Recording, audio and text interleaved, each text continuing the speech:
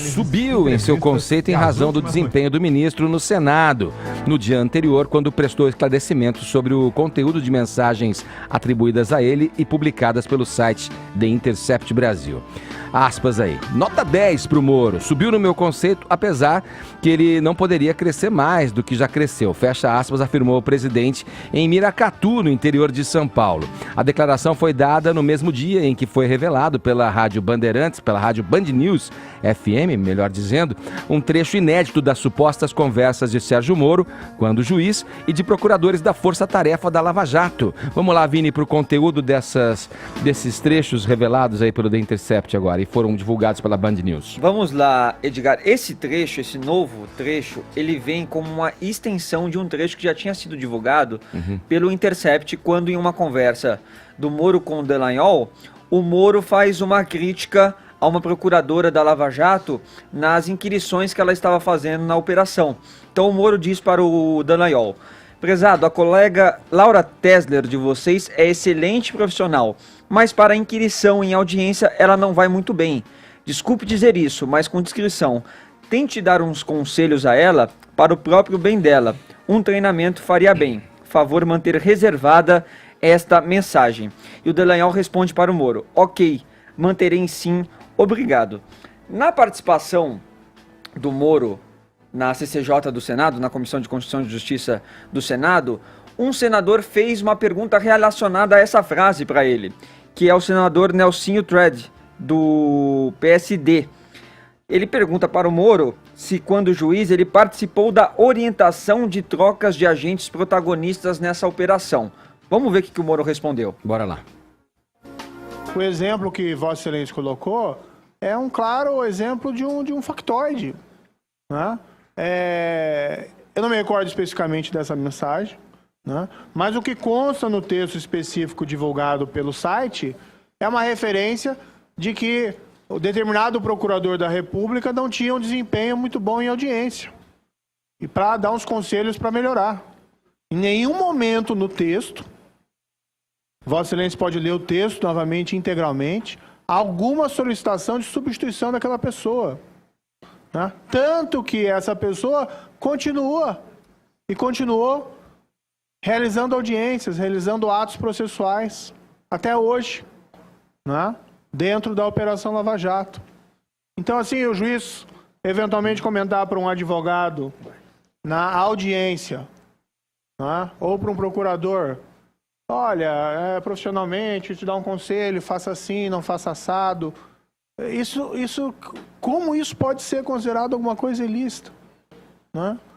Então, isso que eu estou dizendo a Vossa Excelência e a todos aqui, se utilizaram de supostas mensagens e constroem um sensacionalismo em cima que não faz o menor sentido, né? Isso não tem nada.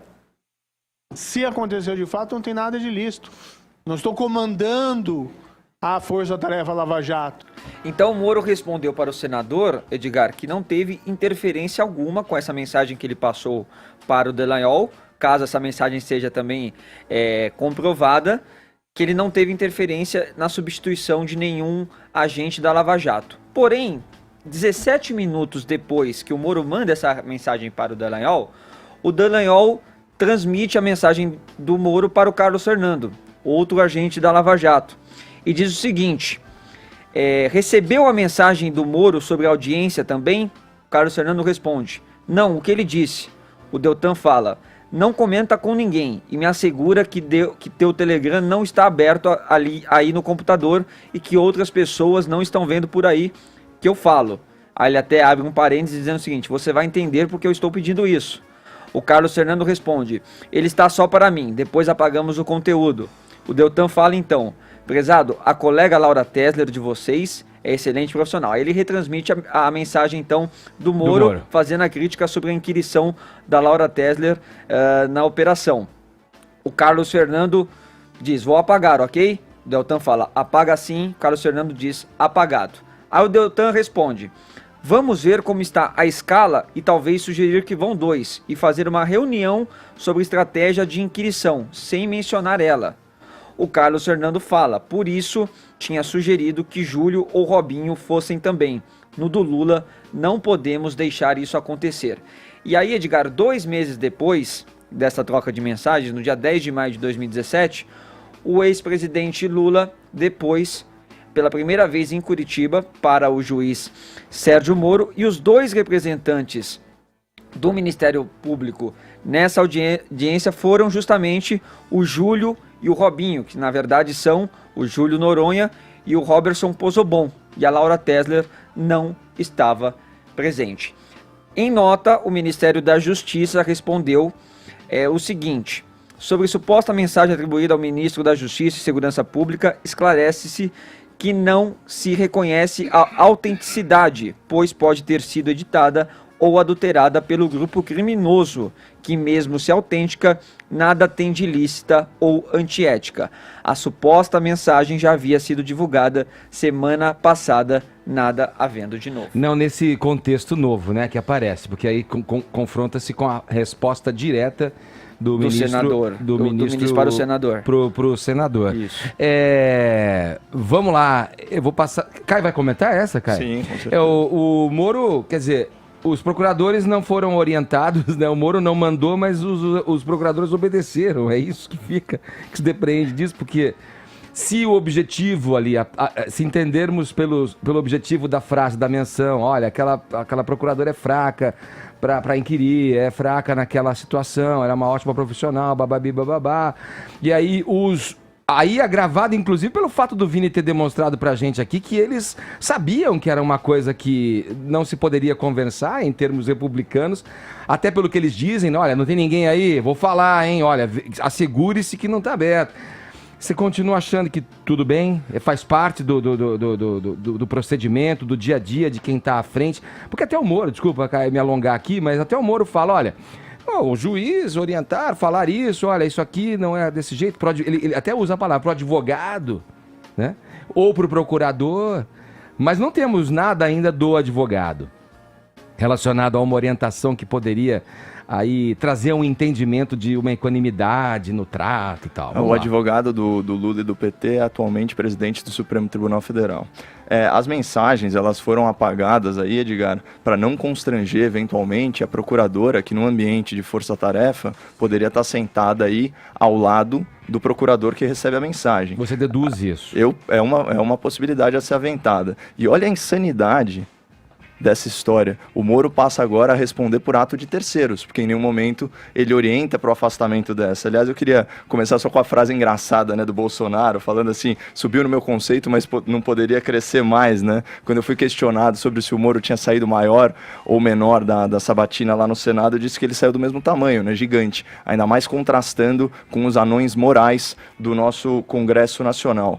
Agora, retomando o argumento, o compromisso da magistratura e da procuradoria é sempre com a verdade, é com a justiça. É por isso que o Ministério Público ele conduz a ação penal e provoca o juízo pela condenação ou pela absolvição do réu. Né, como diz o professor Modesto Carvalhosa, né, o Ministério Público ele não é parte em sentido estrito no processo penal. Já o compromisso do advogado é exclusivamente com o seu cliente, né, o réu ou a vítima. Esse sim partes no processo penal e por isso não se aplica aquela interpretação corrente do artigo do Código de Processo Penal que está sendo usada para supostamente enquadrar uma conduta ilícita do Moro. Agora, se você participa ou se você coordena uma força-tarefa, é por uma questão de eficiência, por questão de, sei lá, celeridade, de economicidade do processo, é natural você ter predileção pelos melhores e mais experientes profissionais, certo? E opinar nesse sentido, porque o que o Moro fez foi isso, ele deu uma opinião, aliás, ele elogia a procuradora e faz aquela ressalva para uma performance deficitária dela quando o assunto é inquirição presencial em audiência. E ele sugere, né, que os colegas dela, ou chefes imediatos, enfim, o que é que seja, aconselhem ela para aprimoramento profissional. Eu não consigo imaginar o que há de ilícito nisso. E sequer há qualquer tipo de solicitação de substituição, o que, a meu ver, também não teria problema. Tanto que essa procuradora, ela integra a força da Lava Jato até hoje. Agora, mas não naquela sessão fatídica na qual o Vini se referiu. Sim, mas qual a relevância? Esse é o ponto. O réu foi injustiçado? Qual a relevância? O réu foi injustiçado, ou seja... Não é relevância, os fatos do crime, os fatos do crime e do direito, eles foram alterados como uma consequência direta dessa conversa? Eles foram encaminhados e dirigidos. Se o juiz orienta para que uma profissional que, na visão dele, não tem a perícia de conduzir naquela situação do processo de forma satisfatória, ele, de uma certa forma, posso entender também que ele está induzindo e querendo que aquele procedimento, que já não lhe deveria pertencer, ande bem.